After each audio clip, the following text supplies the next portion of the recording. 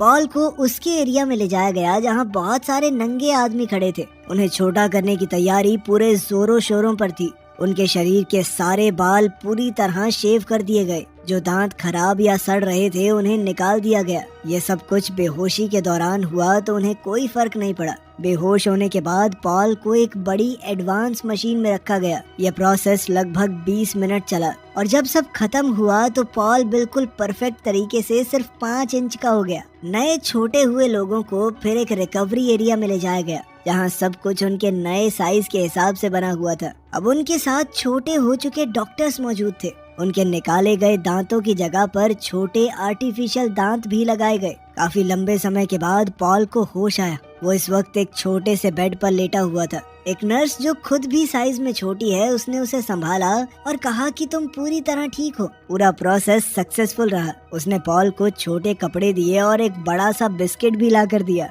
जो पॉल के नए नजरिए से एक सोफे की गद्दी जैसा लग रहा था। लेकिन पॉल को अपनी चिंता नहीं थी। उसकी आंखें तो सिर्फ उसकी पत्नी ऑड्री को ढूंढ रही थी। उसी वक्त उसका फोन बजा। ये कॉल ऑड्री का था। उसकी आवाज में डर और पछतावा भरा पड़ा था। उसने जो कहा वो सुनकर पॉल पूरी तरह से टूट गया।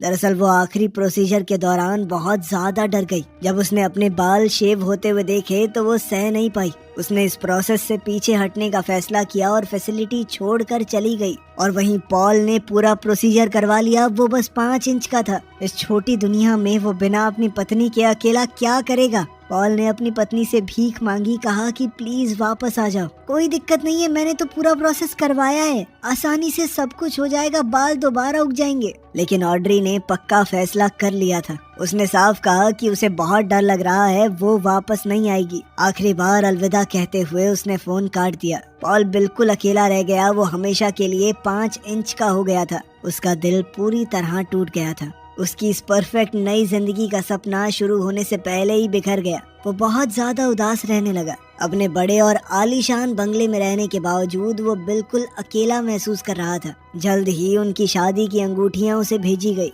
उन्हें देखकर जो उसके साइज के हिसाब से बहुत ज्यादा बड़ी हैं, उसका दर्द और ज्यादा गहरा हो गया। एक पूरा साल गुजर गया। पॉल अकेला ही रहा। वो ऐश की जिंदगी तो जी रहा था लेकिन उसे बांटने के लिए उसके पास कोई नहीं था। कभी कभी वो अपने दोस्त डेव से मिलता है जो उसे समझाता था कि यहाँ पर बहुत सारी औरतें हैं, कोई मिल जाएगी तुझे, इतना क्यों सोच रहा है। एक शाम पॉल अपने घर पर एक डेट के साथ था लेकिन सब कुछ थोड़ा जबरदस्ती खाली सा लग रहा था। उसके ऊपर वाले फ्लोर का पड़ोसी डूसान, जिसे हल्ला मचाने और पार्टी करने का बहुत शौक है, अचानक अंदर घुस आया। उसने पॉल को अपनी बड़ी पार्टी का इनविटेशन दिया।